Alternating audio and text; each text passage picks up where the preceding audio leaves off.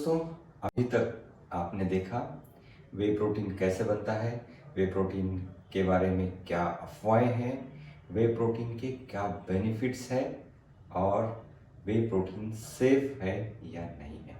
तो अब हम देखेंगे Contra indications of way protein, जैसे कि मध्यमम उत्तमम। कोई भी चीज़ यदि आपने एक्सेस की तो उसका साइड इफेक्ट्स हो सकता है, ये आपको पता है। हमने एक्सेस नमक खाया तो भी साइड इफेक्ट होने वाले, एक्सेस ऑयल खाया, एक्सेस शुगर की, एक्सेस शुगर खाई या एक्सेस एक्सरसाइज की तो भी साइड इफेक्ट्स तो होने वाले हैं। वैसे ही प्रोटीन के भी साइड इफेक्ट्स हैं। यदि अगर आपने एक्सेस प्रोटीन खाया तो वे प्रोटीन खाया तो कोई भी प्रोटीन खाया तो फिर किन लोगों के लिए कॉन्ट्राइंडिकेटेड है ये वे प्रोटीन।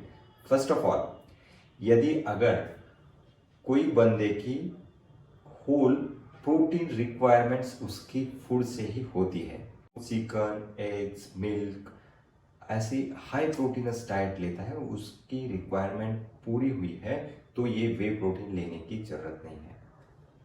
पॉइंट 1 आपको ध्यान में है। Number 2, sedentary lifestyle. यदि अगर बंदा सो के है, आईटी के कोई लड़के हैं या आईटी के कोई इंजीनियर्स हैं जो दिन भर उनको सेडेंटरी लाइफस्टाइल होता है, एक्सरसाइज नहीं करते, तो उनको ऊपर से डायरेक्टली वे प्रोटीन लेने की ज़रूरत नहीं है।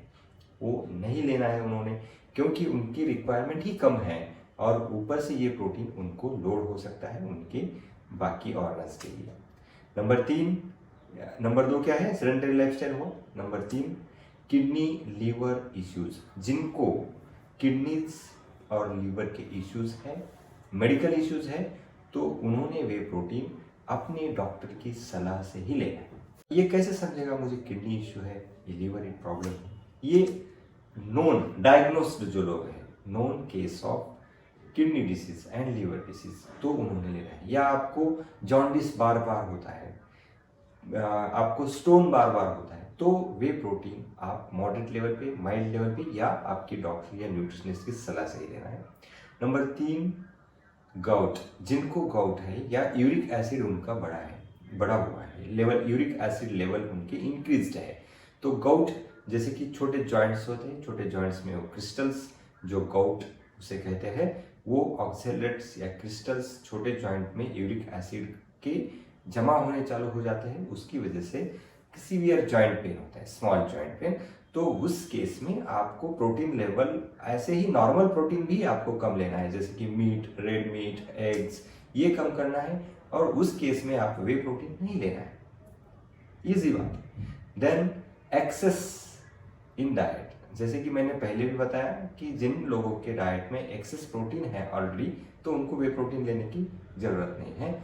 और किसी को लैक्टोज इंटॉलरेंस, ऐसे बहुत सारे एक्सपेरिमेंट्स हैं जिन लोगों को लैक्टोज इंटॉलरेंस है और उन्होंने प्रोटीन लिया है, वे प्रोटीन, तो उनको डाइजेस्टिव सिस्टम में प्रॉब्लम्स हो सकते हैं, जैसे कि ब्लोटिंग होता है, उनका स्टूल डायरिया होता है, ब्लोटिंग होता है, पेट दर्द, क्रैम्प्स, अंदर पेट में क्रैम्प्स आना या स्टमक एक हो सकता है। तो उस केस में आपको वे प्रोटीन नहीं लेना है, ले नहीं सकते।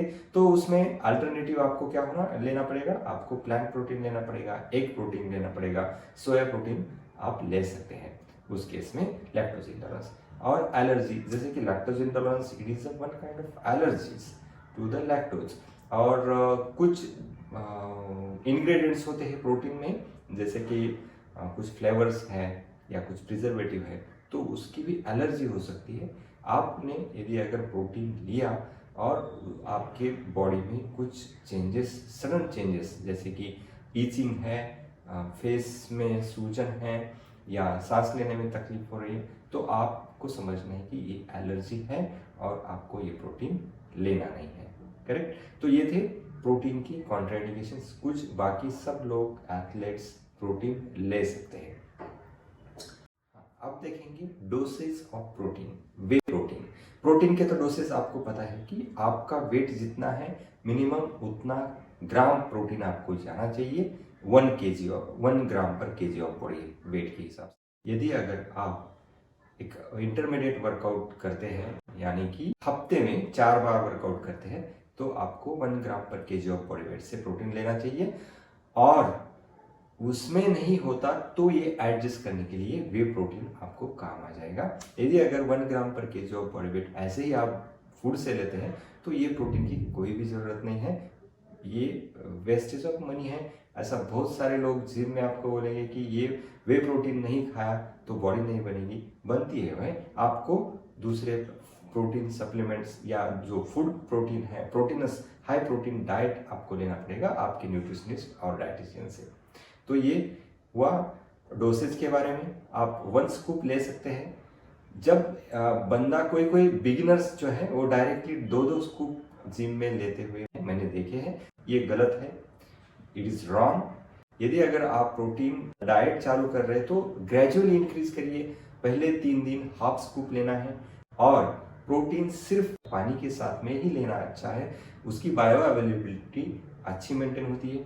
यदि अगर मिल्क में लेते हैं और आपको कुछ एलर्जी या डायरिया नहीं होता तो मिल्क के साथ ले सकते हैं, मगर उसका एब्सॉर्प्शन लेवल स्लो होता है मिल्क में लेने के साथ, इसलिए प्रोटीन पानी में ही लेना है। देन प्रोटीन का शेक बनाते हैं, वेट गेन के लिए, वेट लॉस के लिए भी वो शेक आप ले सकते हैं। यदि अगर उसमें मिल्क और बनाना प्रोटीन एंड कुछ डेट्स आपने ऐड किया तो वो हेल्दी वेट गेन शेक भी बनता है प्रोटीन की वजह से, और उसमें कार्ब लोडिंग की वजह से आपका वेट भी गेन हो सकता है। ये हुआ डोसेज के बारे में।